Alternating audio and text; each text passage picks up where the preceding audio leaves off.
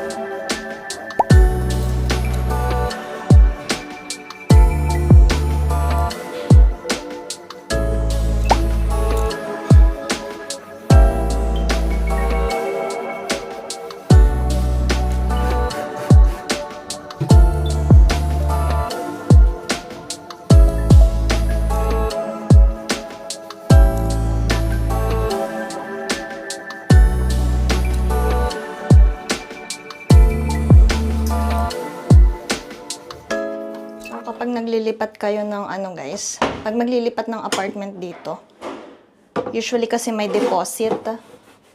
So, kailangan, para mabawi nyo yung deposit, kailangan malinis yung apartment na iiwanan nyo.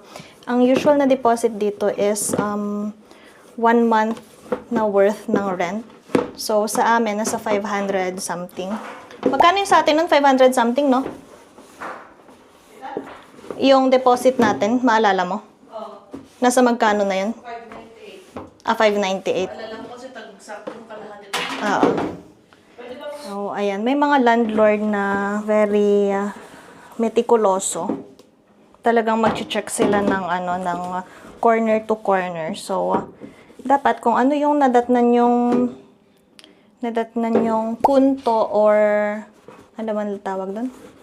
Nadatnan yung lagay ng apartment, most likely, ganun yun din siya iiwanan. Meron akong friend na, although yun naman napagbintangan lang sila, hindi kasi nakita nung landlord na may leak yung pipe sa may sink. Nung nag-move in yung friend ko, tapos nung nag-move out sila, so hindi na nila pinansin kasi nga nadatnan na nilang ganon. And good thing, meron silang mga pictures na, kasi parang may mga tape yung pipe. Good thing na may mga pictures sila as proof dun sa landowner. Pero medyo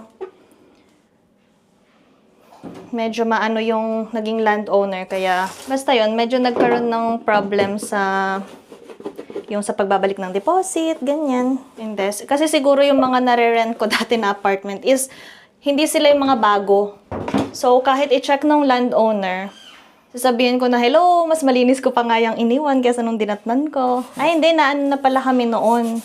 Nung pinaka-first na apartment namin sa Lahti, kasama ko pa yung mga friends ko noon na nagre-rent doon. Ang tagal namin doon sa Lahti. So, first time namin mag-move out. So, hindi pa namin masyadong sure kung ano yung mga dapat i-make sure na malinis or kung ano yung mga dapat na parang sakop ba namin or responsibility namin. Although naging mabait naman yung landlord, tas in-inform kami na gusto nyo bang balikan na linisin. Like yung sa may shower, yung calc, and then yung sa may kitchen, yung sa oven, tas yung mga sides niya. Yun. So sabi namin na instead magbabayad kami ng maglilinis, kasi kung ipapalinis daw nila, kami magbabayad nung i-hire nila na or babayaran nila na cleaning firm. So, sabi namin, nababalik na lang kami maglilinis. Tapos, since then, natuto na ako na kung ano yung mga kailangang i-make sure na malinis bago aalis. To avoid yung mga ganun na confrontation pa with the landlord na ayaw magbalik ng deposit, gustong kuhanin yung deposit. Tapos, maggagawa ng reason na kesyo hindi malinis yung ganito or may ganito ganyan, may problem sa apartment yan. Tapos, So, isa sa pinakamahirap na linisan is ang kitchen talaga.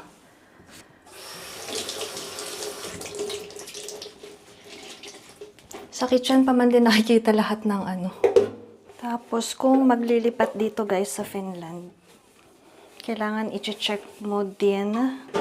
So, ang motivation sa paglilinis is para makuha natin yung deposit money. Siyempre, sayang din yun, di ba?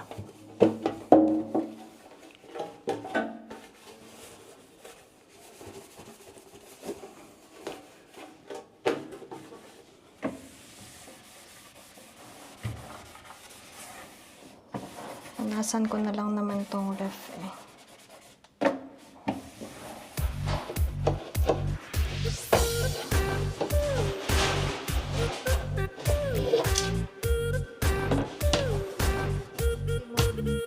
Nakalimutan ko pala ikwento guys. 2 days ago, so nag-request ang agent na tong apartment kasi ipaparent na nila ulit ng showing. Tapos yung nagpunta dito, Filipina and isang foreigner din na guy na gustong i-check tong apartment and interested. Both of them were interested actually na i-rent yung apartment. Pero ang napili is yung Filipina. So, small world. Hindi ko nakuha yung name nung ni ate girl. Pero, namukhaan niya tayo na nagva-vlog. So, if ever mapadaan sa kanya tong vlog na to, shoutout sa'yo, te. Just know that we really did our best na malinisan to. Pero syempre, this is an old building kasi hindi mo siya maibabalik sa kanyang new state. Actually, nung lumipat kami dito, hindi siya ganito kalinis. So, ang goal ko is somewhat mas malinis siya na maiiwan. Pag ganun kasi, pwede mo na lang sabihin sa kanila na yun bang wala na silang K na magreklamo. Kasi pwede mo na lang sabihin sa kanila na mas malinis mo nga siyang iniwan eh. So, dun sa bagong apartment, ang rent doon is 750 euros per month.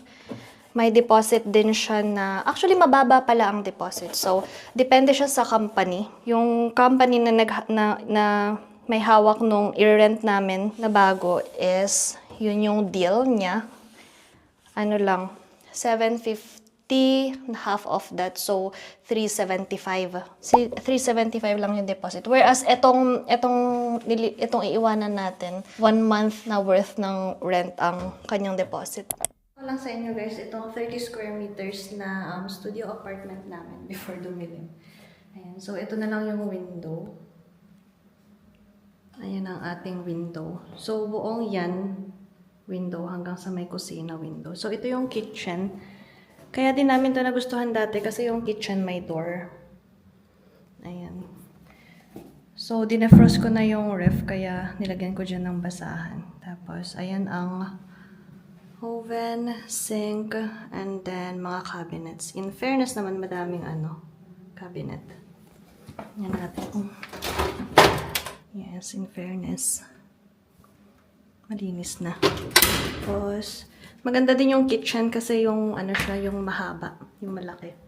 Tapos, ito yung living space. So, dito kami naglagay noon ng dining table. Tapos, doon kami naglagay ng bed. So, meron silang tinatawag na alcove. So, ito yung space for the bed. Tapos, pwede siyang lagyan ng curtain. Nasipa ko na nga po ang mga tornilyo. Ayan. Tapos, ito ang toilet. Toilet and bath. Wala nang kuryente. Ito yung etainen. So, good thing kasi meron siyang sabitan ng mga damit. Tapos, andito yung mga shoe cabinets namin. Tapos, ito naman, additional cabinet for some stuffs, cleaning materials, cleaning stuffs.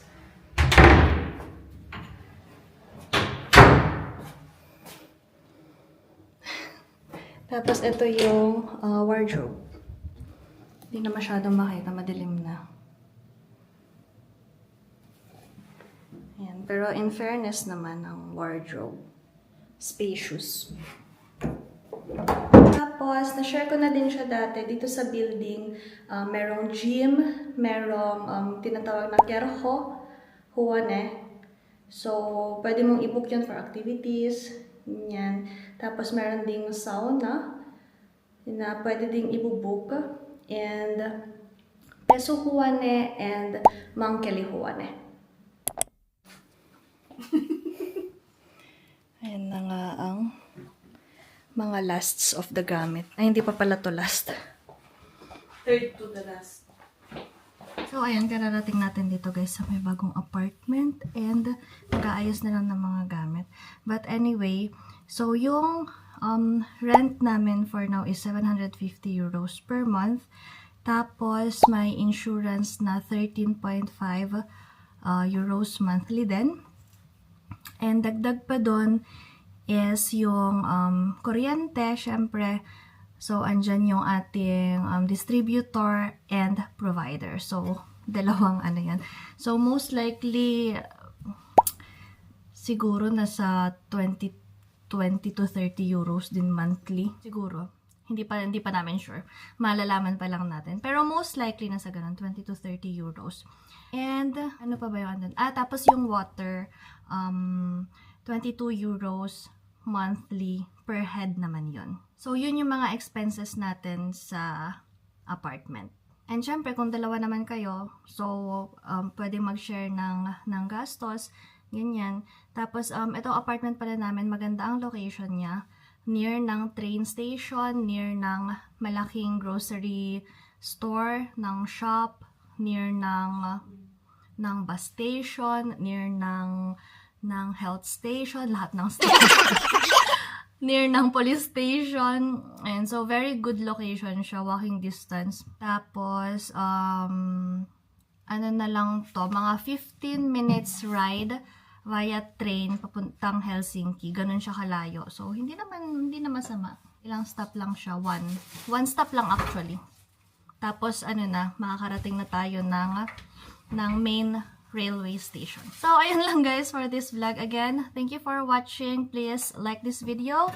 Don't forget to subscribe and we'll see you next time.